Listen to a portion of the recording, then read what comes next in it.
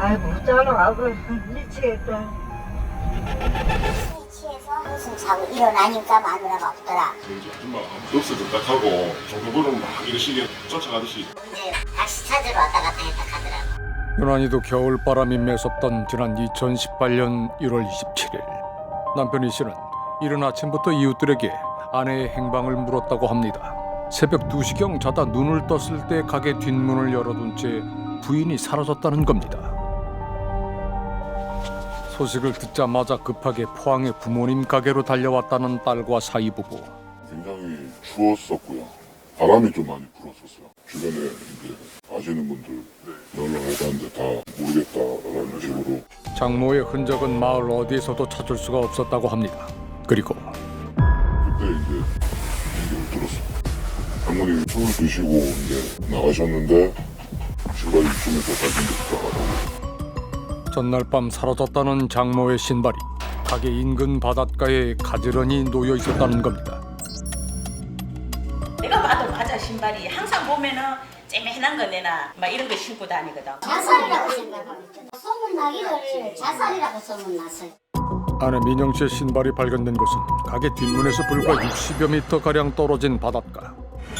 잠수사 40여 명이 동원돼 3일간 폭 500m에 달하는 구역을 샅샅이 뒤졌지만 시신은 발견되지 않았다고 합니다.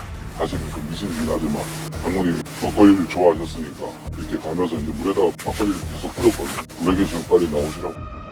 실종 10일째. 혹시 몰라 방파제 끝까지 걸어왔던 그날. 방파제 끝단에서 바다에 떠있는 쓰레기들과 뒤섞여 사위의 눈에 들어온 그것은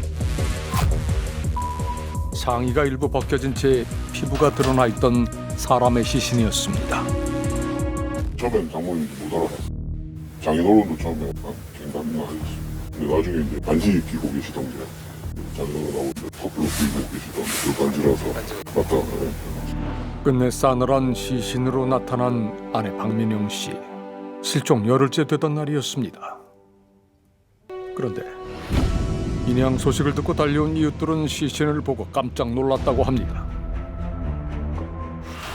얼굴을 알아보기 어려울 정도로 혹이 난 듯 부풀어 오른 이마, 그리고 얼굴 곳곳엔 멍과 상처가 있었다고 합니다. 그런데 실종 전날인 26일 밤 11시 8분경 112에 접수된 신고 내용. 남편이 때린다며 112에 전화를 한 사람이 곧바로 신고를 취소했다는 겁니다. 신고자는 사망한 아내 민영 씨였습니다. 이 사람이 이제 폭행 정황은 있었기 때문에 최소한 최종 행적을 확인하기 위해서라도 남편에 대한 좀 강제수사가 필요하다. 남편 일 씨는 첫 번째 경찰 조사에서 그날 몸싸움 같은 폭행은 없었다고 진술했습니다. 금전적인 문제로 서로 언성이 높아졌습니다. 방 안에 있던 찻상을 아내가 방바닥에 내동이 쳤고 부서진 찻상을 스스로 머리에 부딪히더라고요. 아내의 가슴 쪽을 밀었습니다. 그러자 저에게 때리는 거냐며 112에 신고를 했습니다. 다투긴 했지만 12시쯤 자리를 마무리하고 각자 잠자리에 들었다는 남편 이 씨. 새벽 2시경 자다가 일어나 보니 아내가 없었습니다. 그래서 TV를 시청하며 기다렸지만 오지 않아서 새벽부터 이웃들에게 물어봤지만 본 적이 없다고 했습니다. 곧바로 부인을 찾으러 가지 않은 점이 석연치 않았지만 특별한 범죄의 단서는 찾지 못했다는 경찰. 그런데 두 달여 뒤 부검 감정서가 나오면서 뜻밖의 사실이 밝혀집니다. 머리와 손목에서 발견된 피와 출혈과 오른쪽 눈썹 위에 열창.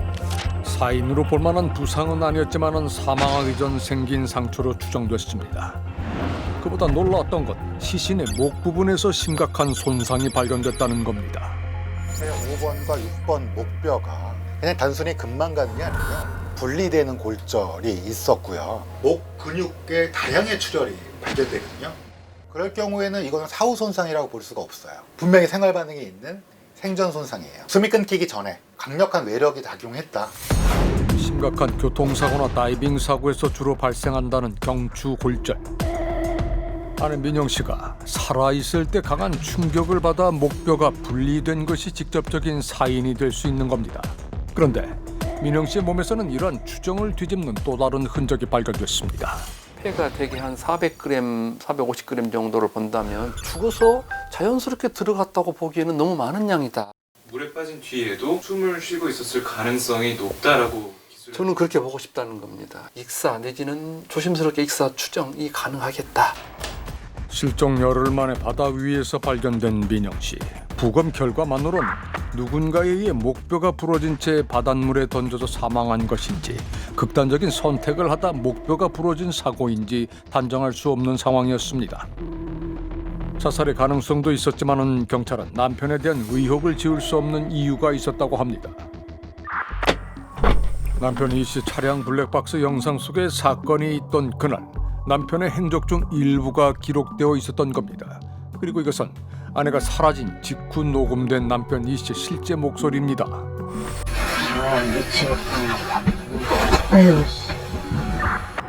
이어지는 주행 녹화 영상에서도 남편의 혼잣말은 계속됐습니다.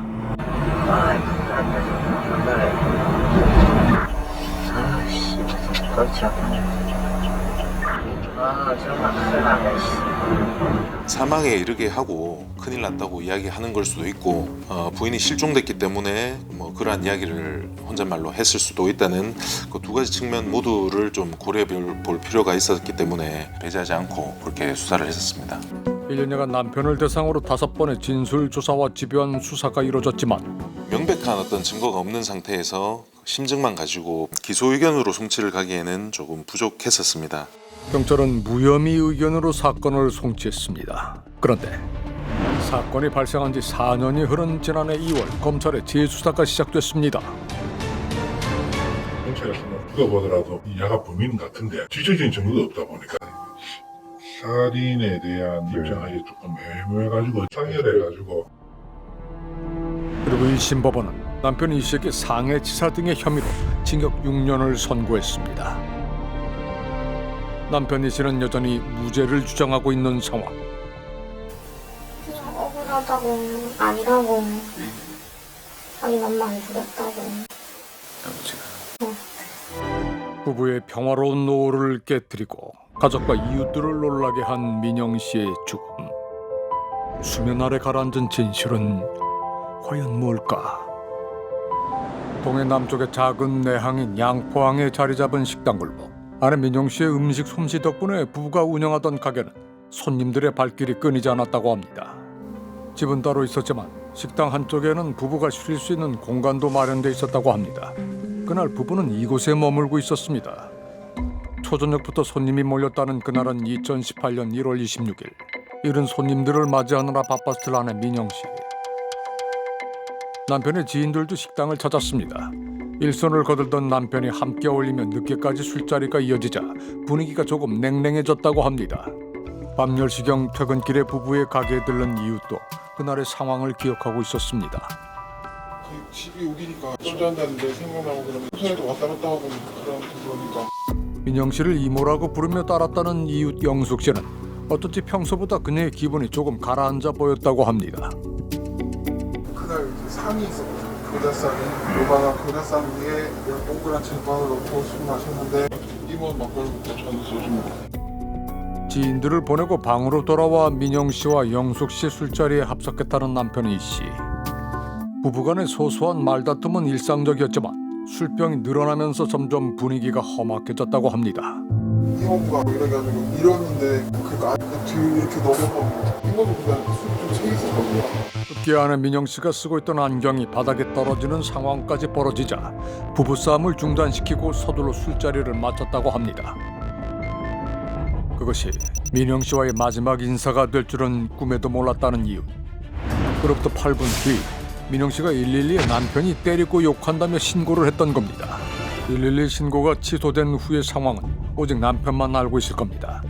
찻상을 부순 뒤 스스로 머리를 부딪히는 등 격분한 아내를 진정시킨 뒤 같은 방에서 떨어져 잠들었다는 남편 이 씨.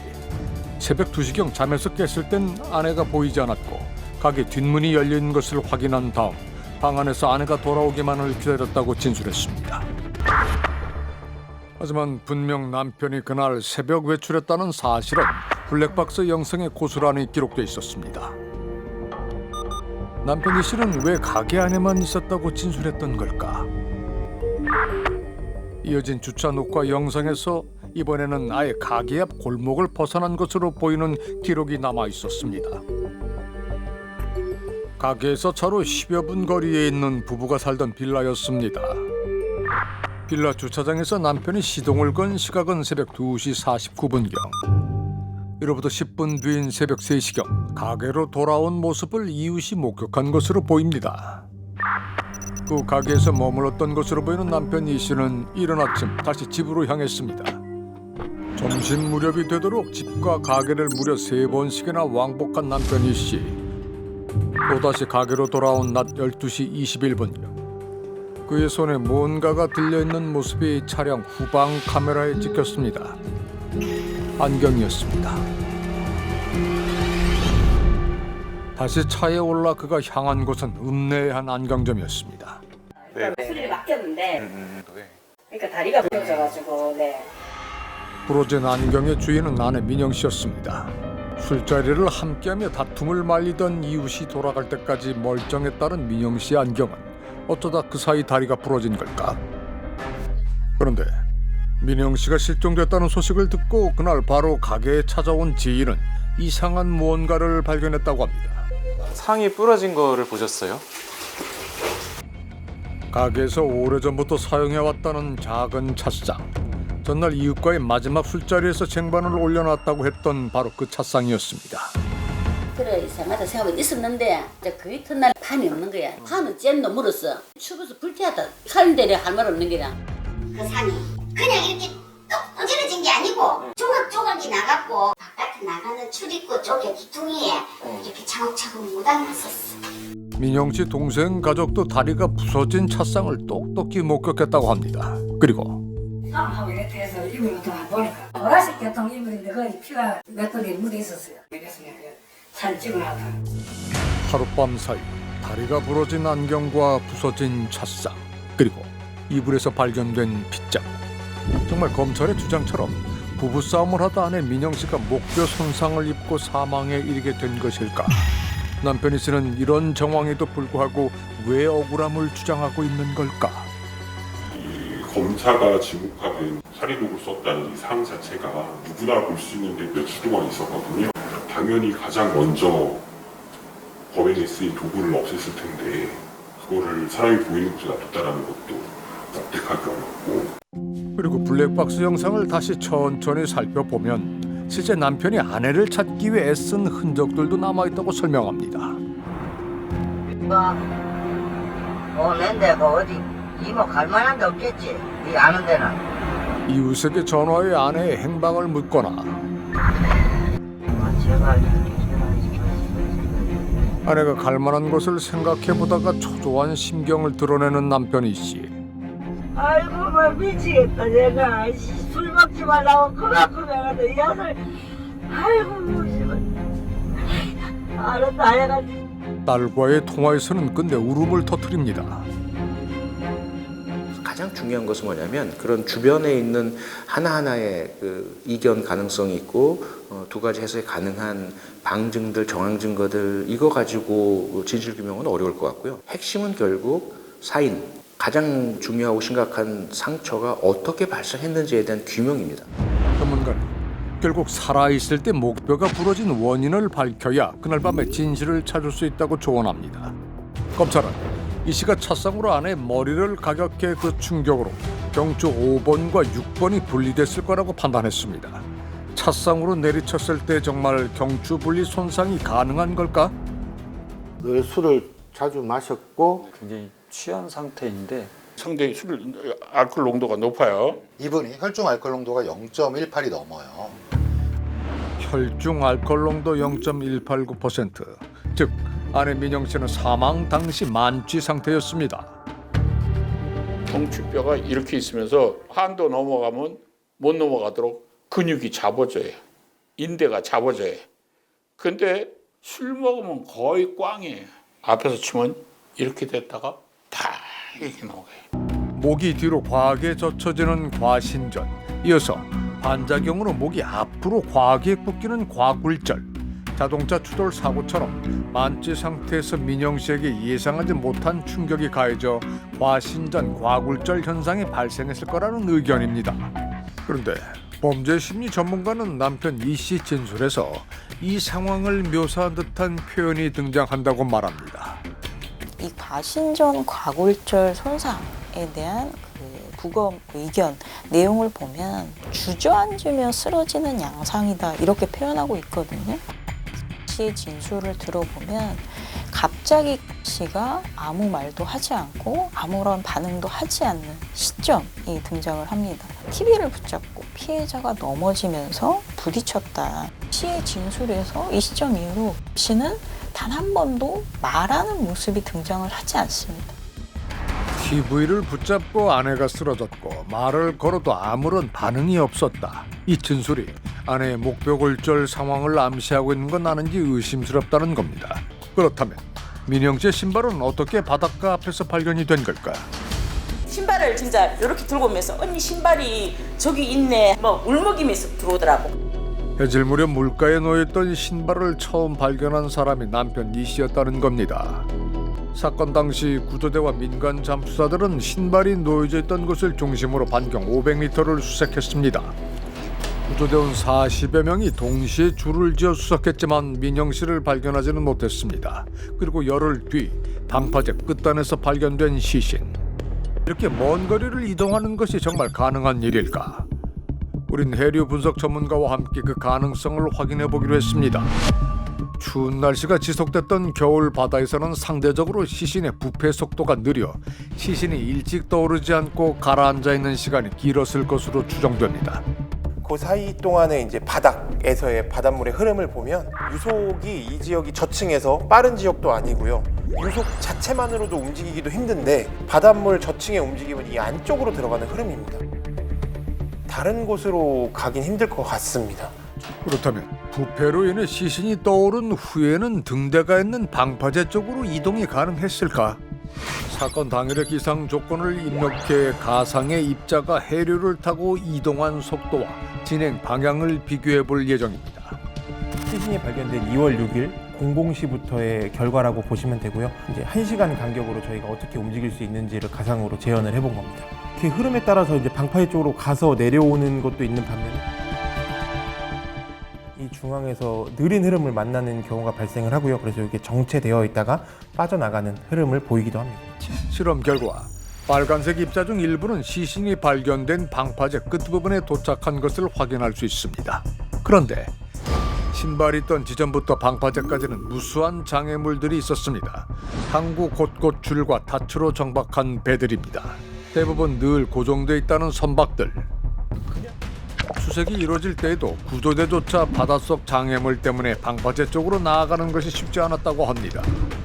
모든 상황을 고려했을 때 시신이 발견된 지점에 도달할 확률이 가장 높은 입수 지점. 혹시나 이쪽 다른 쪽에서 빠졌을 때는 이 방파제 앞쪽은 표층의 흐름이 계속 방파제를 타고 내려오는 흐름이 계속해서 존재하는 곳이더라고요.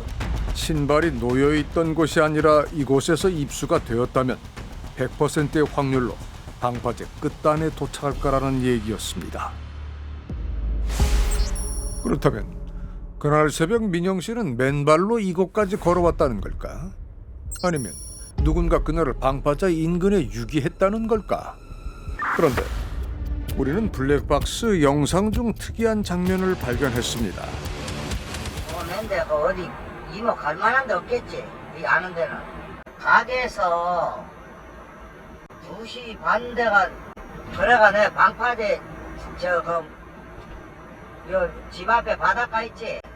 내가 방파제 하다가 말을 멈추고 그 집 앞에 바닷가 있지? 배 대는 데를 다 돌아봤다. 근데 흔적이 없어서 들어왔다. 근데 요게 새벽 2시에서 2시 반 그 근처거든요. 새벽 2시에 본인이 뭐 차량에 탑승한 일, 또 차량을 이동해서 주거지에 갔다 온 일. 처음에는 그거 부인하다가 나중에 증거가 있으면 알고 나서야 마지못해 인정하는 이러한 행태를 보이기 때문에 새벽 2시를 전후한 진술의 신빙성은 매우 낮다고 볼 수 있는데요. 여기서 방파제라는 또 핵심적인 단어가 등장을 하거든요. 그리고 블랙박스 영상에는 아내가 실종된 1월 27일 남편이 집과 가게 외에 목적 없이 2차례 방문한 곳이 있습니다.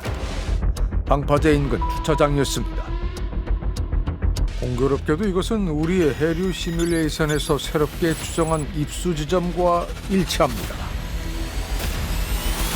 2시 반대가 돌아가네. 방파제 방파제라는 말을 꺼냈다가 바로 보는 그 말을 돌리는 이런 행태를 볼 수 있기 때문에 이 행적에 대해서 의심할 여지가 많다라고 생각이 듭니다.